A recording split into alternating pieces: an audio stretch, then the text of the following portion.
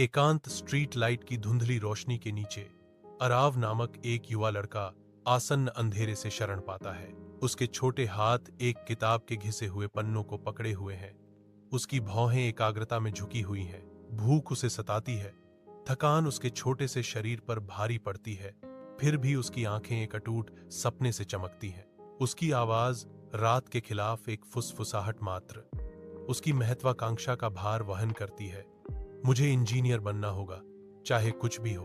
टिमटिमाती रोशनी उसके चेहरे पर नाचती है, जो उसके भीतर जलती हुई दृढ़ संकल्प को दर्शाती है।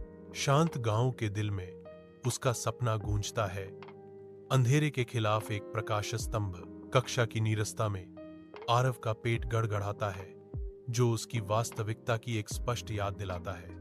आराध्य का मन कक्षा की दीवारों से बहुत दूर भटक जाता है, क्योंकि शिक्षक की आवाज एक दूर की गड़गड़ाहट में बदल जाती है। विचारों में खोया हुआ वह खिड़की से बाहर देखता है।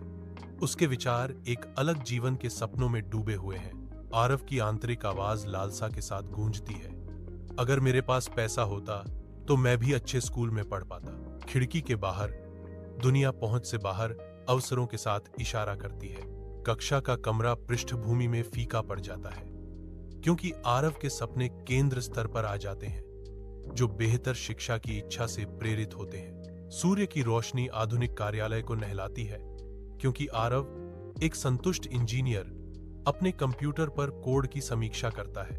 उसका भाव बदल जाता है।